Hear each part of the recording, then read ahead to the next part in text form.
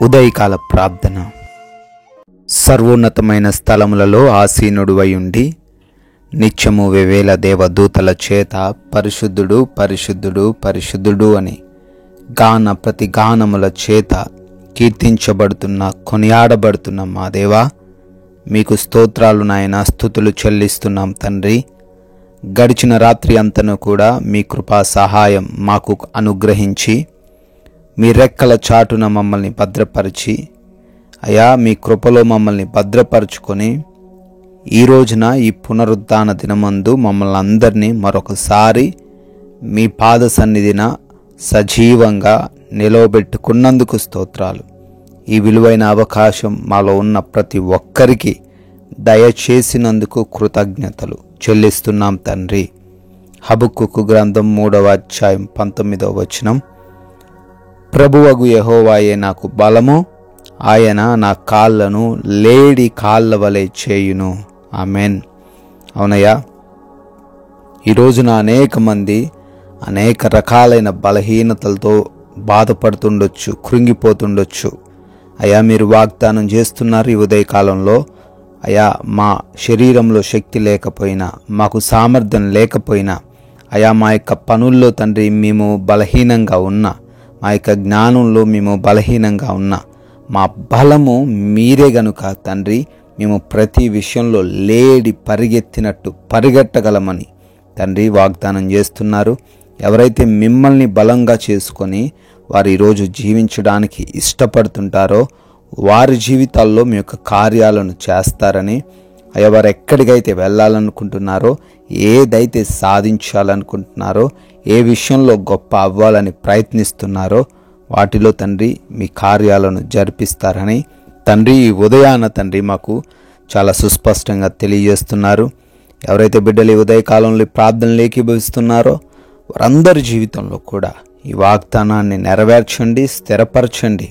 అయా, ఈ రోజున మేమందరము కూడా మీ పాద సన్నిధిన కనబడి మిమ్మల్ని స్తుతించుకునే, మిమ్మల్ని ఆరాధించుకునే కృప దయచేయండి. ఏ ఒక్కరికి అవిధేయంగా ఆయాసకరంగా మేము ఉండకుండా మీ నామానికి మహిమ తెచ్చే విధంగా ఉండడానికి సహాయము దయచేయమని, సంపూర్ణ హృదయముతో ఆత్మతో మిమ్మల్ని ఆరాధించే సహాయం మాకు అనుగ్రహించమని ప్రార్థిస్తున్నాం. బిడ్డలు చేస్తున్న పనులను కూడా దీవించండి, ఆశీర్వదించండి.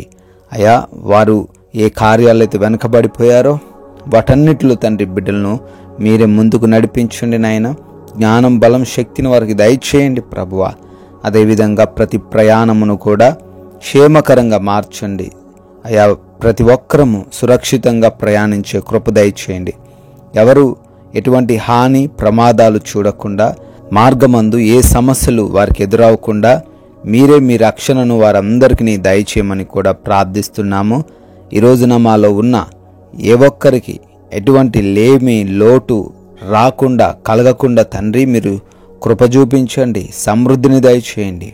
ఆర్థికంగా, ఆత్మీయంగా, ఆరోగ్యపరంగా ప్రతి విషయంలో ప్రతి ఒక్కరిని ఈ ఉదయాన బలపరిచి స్థిరపరచమని కూడా ప్రార్థిస్తున్నాం.